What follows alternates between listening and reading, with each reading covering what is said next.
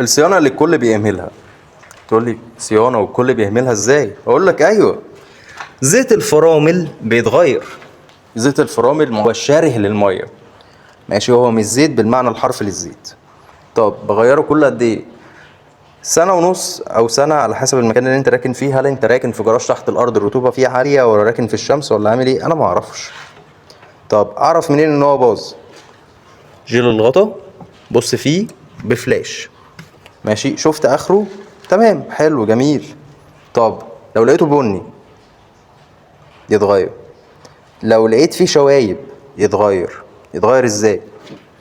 منتهى البساطة، فك الاربع فرد، او روح لاي حد بتاع فرامل، او انت بما انك متابع لقناة من تحت الكبوتة تعرف تعملها بنفسك باذن الله. كل اللي هتحتاجه مفتاح 8 او لقمة 8 ولقمة 17 عشان الفرد، بس كده. طبعا في فيديو انا شارح فيه الكلام ده كله، ادخل على قناتي وبص عليه. هتاخد هوا من الاربع فرد، ماشي.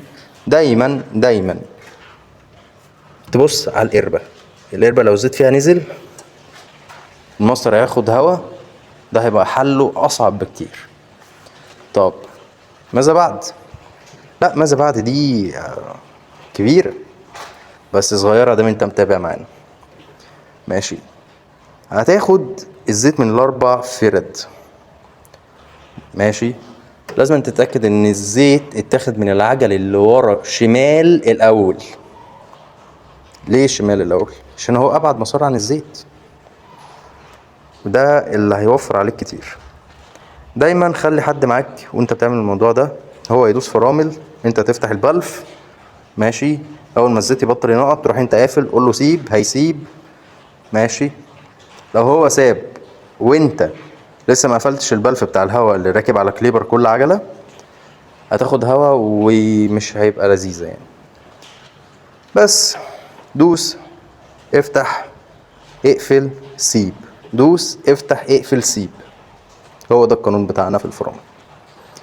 الموضوع بسيط. مع السلامة.